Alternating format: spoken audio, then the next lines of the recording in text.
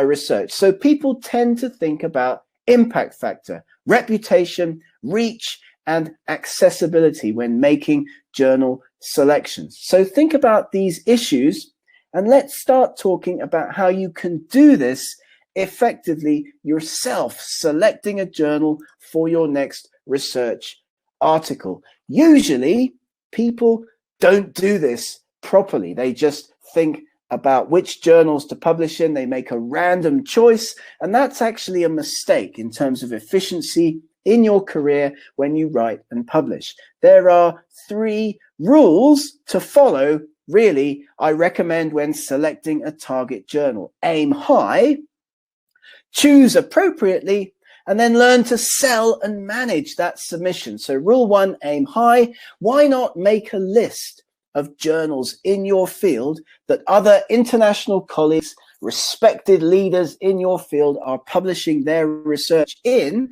journals that they're using that you would like to get your research published in, and then rank those journals by impact factor, preferentially submitting, aiming, targeting, writing those pre-submission inquiries about your research projects to journals with higher impact factors. We can help you choose, and you can talk to colleagues. As I've mentioned, you can talk to editors because, of course, you can't publish everything that you write in Nature and Science, but you certainly can learn to sell and manage your submissions to those target journals, which is something that we're going to talk in a little bit more detail about in this presentation. And we can give you the tools that you need to select journals effectively and be efficient in your writing and in your publishing. So we discuss what authors want for their articles, and I'm sure that you know this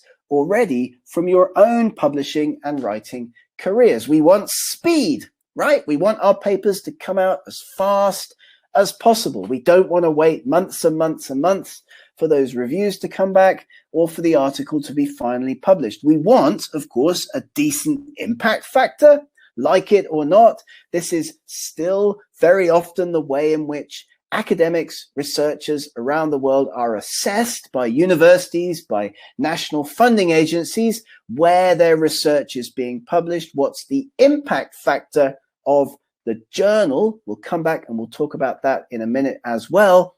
And also the readership, the reach, who's citing, how many people are getting access to that content, the speed, the reach, and the impact factor, balancing forces that we look at, that we consider when selecting a journal. And we want to get our work into journals that are fast, that have good impact factors, and that have high reach and high readership. Not necessarily open access, but often authors around the world, researchers around the world are going more and more to those open access,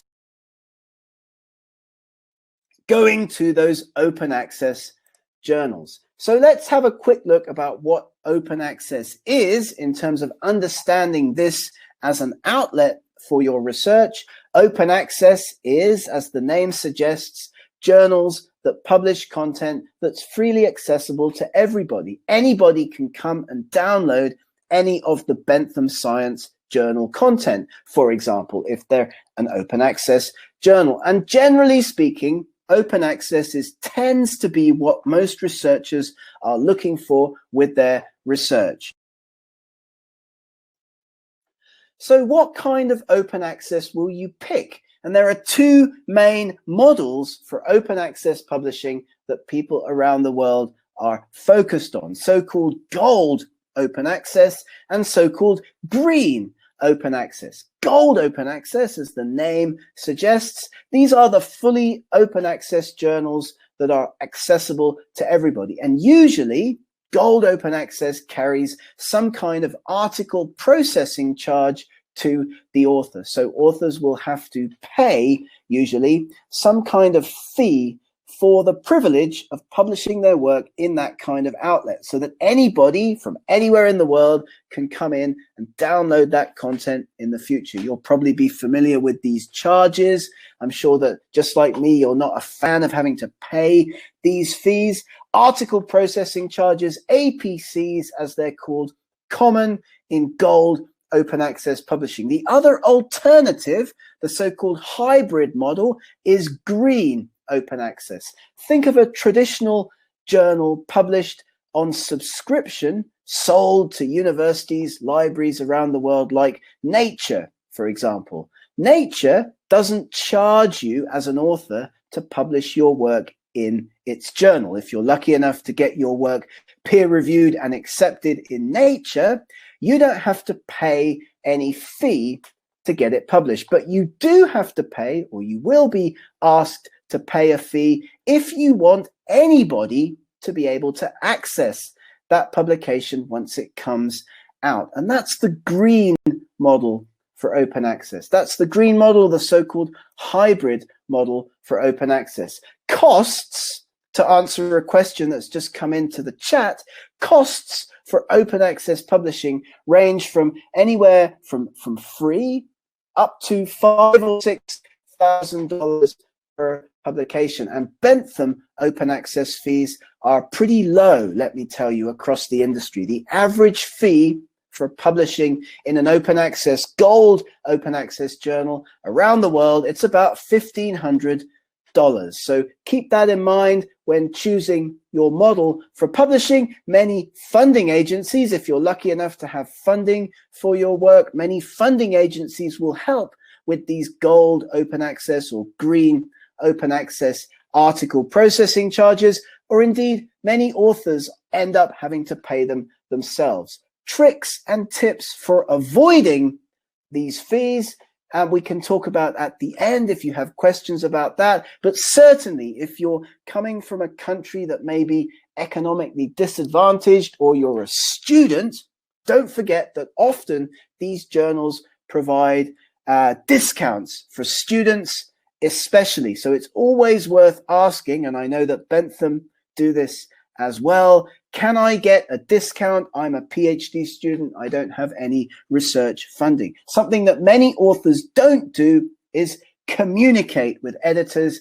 communicate with journals, and you always should be doing that. So, understanding open access, the two main models for open access publishing, gold and green. And we can give you some insider recommendations as publishers, as educators, as people working inside the publishing industry, how you can make the publishing process faster.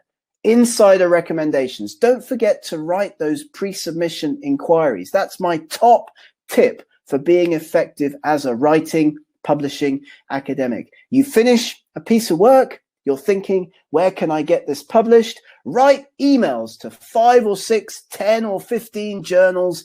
Ask the editors, would you be interested in considering this article in your journal? You are committing yourself to nothing. You can write as many emails as you like. Of course, there's no ethical problem with asking editors, and some of them may give you positive responses, in which case you have selected your target journal effectively. You will already be in the editor's head when it comes time to make that submission. So reach out, send the title, send the abstract if you have it written, and indeed we will provide you an email template after this presentation that you can use in order to write pre-submission inquiries to journals. Be effective. This is a really good thing to do, an insider recommendation to speed up and expedite your publishing process. The other thing that I would like to say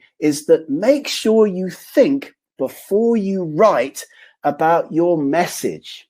What is the one thing that you want people reading your next academic paper to take home from that experience, to get out of that reading experience? What's the message of your article? Really, this helps a great deal if you have that message in mind before you start to write. You will then be able to effectively sell it to the journal editor. If you don't know what you're trying to write about, you don't know what your message is before you start, you are going to not be very efficient in the writing process.